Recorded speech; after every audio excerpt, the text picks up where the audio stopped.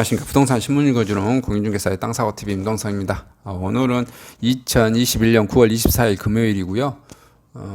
이게 지금 현재 매경신문입니다. 지금까지 예고편 우유, 빵, 치즈값, 전기료 다 오른다. 이거 돈 찍어내서 오른 거예요. 이것 때문에 물가가 다 오르니까 부동산도 오르는 거라고 제가 말씀드렸죠. 그 다음에 이제 서울 아파트 10채 중 4채가 2030이 샀고요. 원룸, 오피스텔, 찬밥 신세, 평형이 클수록 더 많이 오르고요. 이건 가구가 사는 거기 때문에 그런 거예요. 아무리 지금 1인 가구가 증가해도 1인 가구 주택은 가격이 잘 오르지 않습니다. 1인 가구는 집만 싸고 이동하기가 쉬운 거고, 최소한 3인 가구, 4인 가구가 되어야 가족이 있어서 학교 때문에 이동이 쉽지 않습니다. 그래서 가격은 오르고요. 임대차법 1년 만에 노원구 전세값 상승폭 9배로 상승했고요. 매매 아니고 전세값 평당 1억 3천만 원 됐네요. 전세값이 평당 1억 3천이라는 소리네요. 그리고 한경 부동산입니다. 은평구 재개발 속도 불강 5구역 사업 인가 추진되고 있고요. 수도권 아파트 매매값, 전세가 추석 이후 상승폭이 좀 둔화되고 있고요. 쭉 나왔습니다. 똑같이. 근데 제가 오늘 가장 좀 보여드리고 싶은 게 이겁니다. 칼럼인데요. 유현준의 도시이야기고 유현준의 교수며 건축가이신데 없는 악당을 만들어내서 의인 콤플렉스가 주택시장을 만들었다고 합니다. 지금 이거 보시면 이제 민주당을 좀 까는 내용입니다. 민주당이 지금 하는 부동산 정책이 그런 거죠. 없는 악당을 만들어내서 선과 악으로 구분한 다음 그 악을 계속해서 공격하는 것이죠. 칼럼을 한번 먼저 읽어봐 보드리겠습니다. 전 세계적으로 집값이 오른 배경은 경기 부양책 때문에 통화량이 늘어난 이유가 있다. 제가 말했죠. 이런 게 지금 핵심입니다. 기자분들은 이런 거 말하지 않는데 제일 제가 집값이 가장 많이 늘어난 이유가 뭐라고요? 통화량이라고요? 이분도 지금 통화량이라고 지적하고 있죠. 하지만 우리나라 집값 문제 그것만으로 설명이 다 되지 않는다. 물론 그거 있죠. 자, 국내의 경우 다음과 같은 이유가 있다. 지난 10년간 서울 정책 기조는 민간이 재건축하면 집값이 올라가니 민간주도 재건축 재개발은 억제해왔다. 도심 재건축을 하면 오래된 냉면집 같은 가치가 사라지니 도심 재건축도 막았습니다. 그러다 보니 주택 공급 부족했다. 정부는 서울 집중을 분산하겠다고 지방에만 신도시 아파트를 공급했고, 그런데 KTX 도로망 확충은 대구에까지 1시간 반 이내에, 세종시까지는 37분 만에 오갈 수 있게 됐고, 교통이 편해지고 시간거리가 단축되니 서울에서 출퇴근이 가능해지고, 서울로 인구 집중은 더 심해졌고, 지난 수십 년간 우리나라 국민소득은 올라갔고, 국민이 원하는 집은 오래된 빌라나 다가구 주택이 아니라 새로 지어진 민간 아파트에 집중되었고, 어친대 덕친격으로 1, 2인 가구가 증가세가 가구수가 더 필요해졌고, 집값이 오르자 정부는 집을 사기 위해 대출 규제를 했고, 상대적으로 전세대출이 풀어졌고, 인구가 줄어드니 집값이 떨어질 거라고 예상하는 부동산 전문가들이 이야기를 했고, 너나 나도 전세를 몰렸고, 전세값이 올라가서 갭투자가 생겼고, 서울의 집값이 더 오르자 정부 대책은 오로지 다주택자들 때문이다.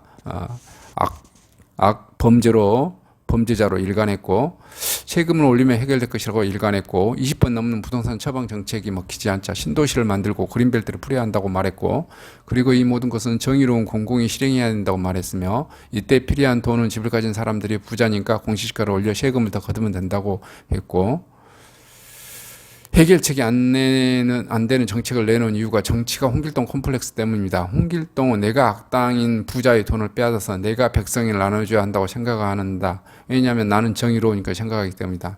나는 과거에 정의의 의사도였고 지금도 그렇다, 앞으로도 그래야 하니까라고 생각이 지배합니다.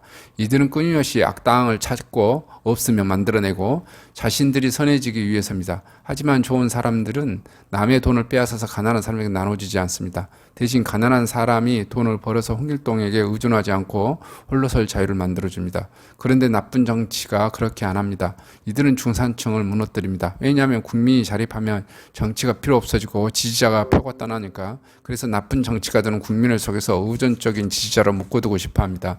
그래서 선거에서 이기니까 그래서 모든 주택도 내가 지어야 하고 신도시도 내가 만들어야 하고 LH는 정치가의 행동대장이고 그래서 그 조직을 키워왔고요. SH와 공기도시공사도 마찬가지입니다. 지난 몇 년간 적자인 LH 구매에 비대져서 부동산 개발 권력이 공공기관에 집중되었고 권력이 집중되니 부패하고 망고불변의 법칙입니다. 많은 정책이 이익을 추구하는 민간기업이 악의 축이고 공공은 절대선이라는 가정으로 시작됐고 LH 사태는 이 논리의 주춧돌이 썩었음을 보여주고 있고요. 어려운 사람들을 위해서 공공주택을 지어야 한다고 하지만 중산층의 집값 안정을 위해서는 시장이 원하는 양질의 주거를 여러 민간 주체가 참여해 대량 공급해야 합니다. 인스타그램 속 소규모 펜션들을 보면 좋은 건축적 아이디어를 넘쳐나는데 왜 아파트만 지면 다 똑같아질까? 대한민국 아파트 디자인은 몇 안 되는 대형 건설 상무님들이 결정하기 때문이다. 더 다양한 선수들이 들어와야 뛸 수 있는 시장을 만들어줘야 합니다. 신도시는 필요 없다. 기존 도시의 밀도를 전반적으로 높이면 되고요. 역세권 중심으로 밀도를 높이보다는 서울을 전반적으로 지금보다 1.5배 적용률을 높이면 사업성이 나오고 민간 자본이 투입되면 도시가 새롭게 업그레이드 될 거고 교통체증이 걱정되면 도시 구조를 슬리퍼만 신고 걸어다니면서 필요한 것을 다 해결하는 슬세권으로 만들어지고요. 슬세권이 되려면 1층 필로티 주차장 대신 가게를 두어야 하고요. 그러려면 지하 주차장 만들 정도의 중소규모의 건축할 용적률을 높여주는 당근 정책을 만들어야 하고요. 지하철 운행 간격을 좁혀 더 많은 사람에게 대중교통을 이용하도록 유도하면 되고요. 싱가포르처럼 도로 사용료를 자가용 사용자에게 물려서 교통량을 줄이는 방법도 있고요. 지하에 자율주행 로봇이 다니는 작은 터널을 뚫어서 늘어나는 물류를 지하로 내보내면 교통량을 줄일 수 있고요. 이렇게 하면 서울에 부동산 가진 사람만 돈을 벌어서 안 된다고 말하는 것이 사람입니다. 그런 생각 때문에 아무것도 해결되지 않고 서울 땅값 집값만 엄청 뛰었고요. 적게 지을수록 기존 부동산 가치가 올라가서 가격만 오를 뿐이고요. 서울 집중을 걱정해 서울을 업그레이드 안 했더니 수도권과 외곽 인구가 출퇴근족만 늘어났고요. 지방균형 발전은 서울에 집을 짓지 않는다고 만들어진 것이 아닙니다. 지방은 서울과 다른 라이프 스타일을 제시할 때 가능합니다. 대량 공급되면 집값이 떨어질 것이고 더 많은 사람이 집을 지을 수 있게 되고요. 이는 우리나라 중산층을 튼튼하게 할 것이고 자립한 자유는 건전한 국민을 더 많이 만들게 되겠습니다. 부국 관계에 따라 있는 게 아닙니다. 유현준 건축가님이 뭐 이렇게 칼럼을 쓴 것인데요. 이게 이제 대부분 사람들이 좀 이해할 수 있는 이런 내용이에요.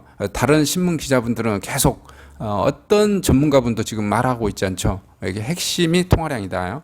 통화량이고 나머지는 주택 공급 물량을 재건축 재개발을 막아서 대한민국이 주택 공급량이 적어서 주택 가격이 많이 올랐다는 게 핵심입니다. 요거를 아셨으면 한다 해서 소개해 드립니다. 감사합니다.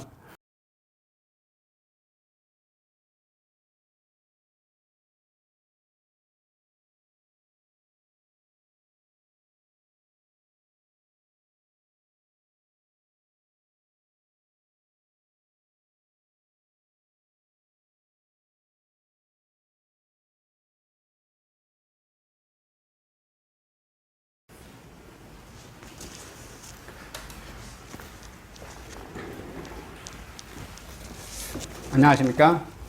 저는 네이버 카페 빛가람 혁신도시 카페를 운영하고 있는 카페직이고요.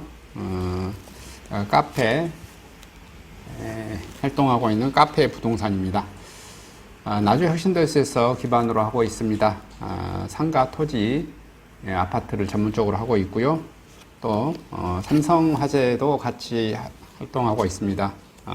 상가 통해서 임대차 매매하신 다음에 화재보험 같이 가입하시면 중개수수료 절반 정도 할인해 드립니다.